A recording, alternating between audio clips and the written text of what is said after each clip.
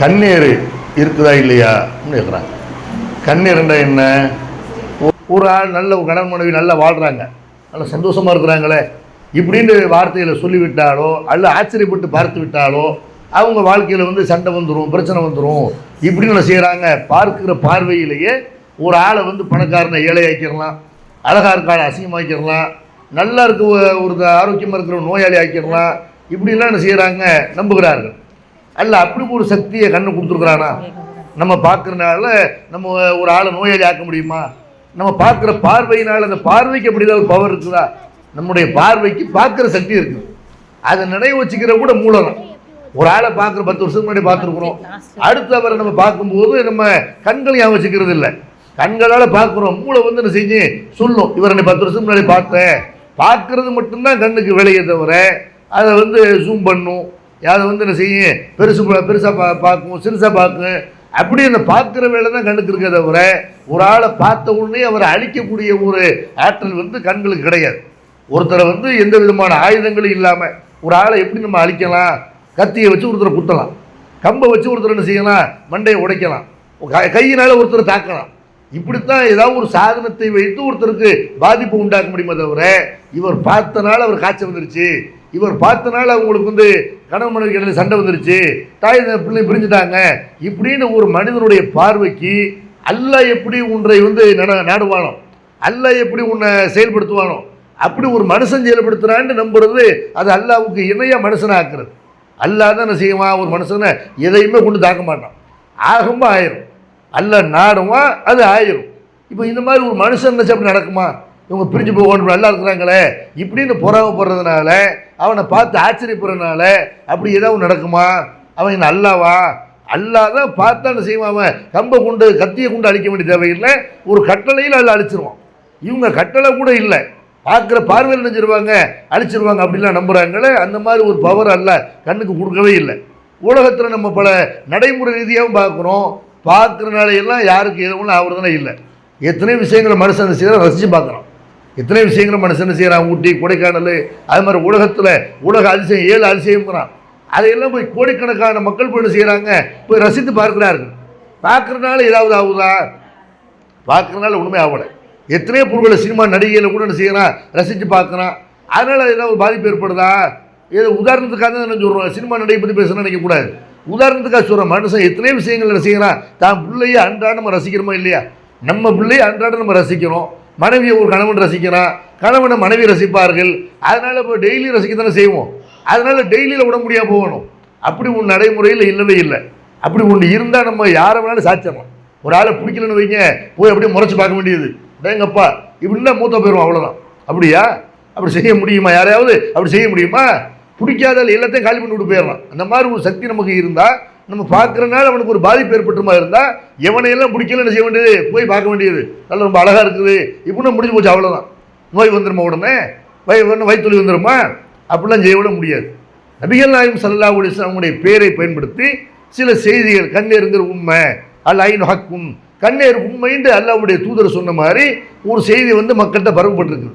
அந்த செய்தியை பொறுத்த வரைக்கும் திருமறை குர்ஆனுடைய அடிப்படைகளுக்கு, இஸ்லாமிய மார்க்கத்தினுடைய அடிப்படை கொள்கையான ஏகத்துவ கொள்கைக்கு அது மாற்றமாக இருக்குது.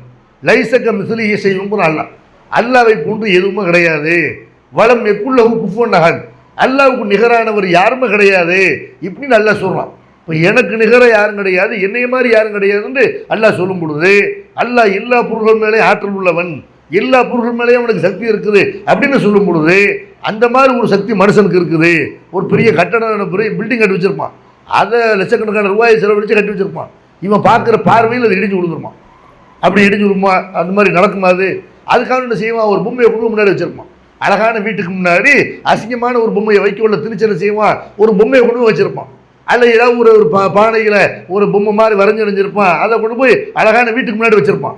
நல்ல அழகான பிள்ளை இருக்கும். கண்ணேறு வந்து உண்மைன்ற ரசூலுல்லாஹ் பேரில் ஒரு பொய் பரப்பப்பட்டிருக்குது, அது ஆதாரபூர்வமான செய்தி கிடையாது. அல்லாஹ்வுடைய தூதருடைய பெயரால் இஸ்லாமிய மார்க்கத்துடைய அந்த கடவுள் கொள்கைக்கு மாற்றமாக, இஸ்லாத்துடைய பல அடிப்படைகளுக்கு மாற்றமாக அந்த செய்தி இருக்குது. ஹதீஸுகளை பொறுத்த வரைக்கும் நம்ம அடிப்படையை விளங்கணும். குர்ஆனும் ஹதீஸும் ரெண்டுமே அல்லாஹ்ட்டிருந்து வந்து இறை செய்யலாம். ஆனால் ஹதீஸை பொறுத்த வரைக்கும் அல்லாஹ் எப்படி வச்சிருக்கான்னு கேட்டால், அதை வந்து நம்ம ஆய்வு செஞ்சு இது சரியா, இது சொன்ன ஆளுங்க சரியான ஆளுகளா, அல்லாஹ்வுடைய தூதர் பேரை பயன்படுத்தி ஒருத்தர் ஒரு ஹதீஸை சொல்கிறாரு. சஹாபி கண்டிப்பாக போய் சொல்ல மாட்டாங்க. ஆனால் சஹாபிட்ட இருந்து கேட்டுன்னு ஒரு 4 பேர் வருவாங்க.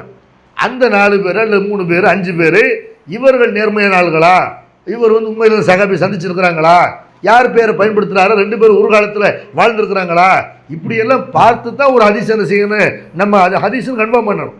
அதே மாதிரி குரானுக்கு மாற்றமாகவும் இருக்கக்கூடாது.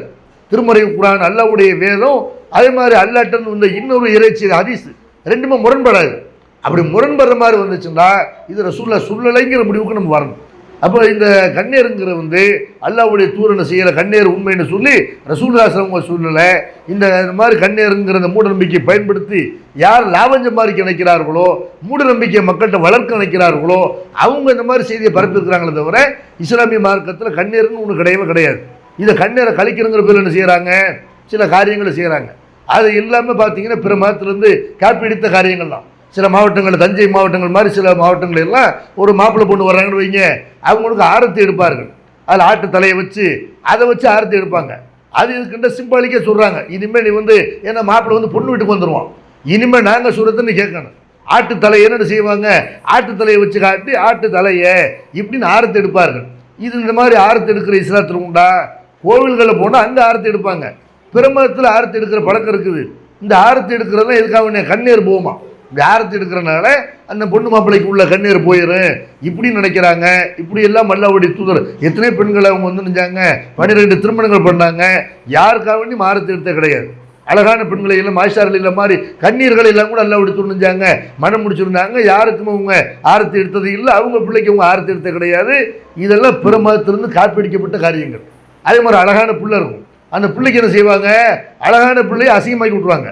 இங்கே ஒரு புட்டு, இங்கே ஒரு புட்டு, இங்கே ஒரு புட்டு, இப்படின்னு கையில் ஒரு வளைய மாதிரி என்ன செய்யறது, கையில் போடுறது, இதெல்லாம் இந்த மாதிரி போட்டு விட்டால், பொட்டு வைத்து விட்டால் அந்த யார் கண்டுபிடாமல் போயிருமா? இந்த பொட்டு என்ன செய்யணுமா, இது கண்ணீரை விரட்டுன்னு இப்படி நம்புகிறாங்க.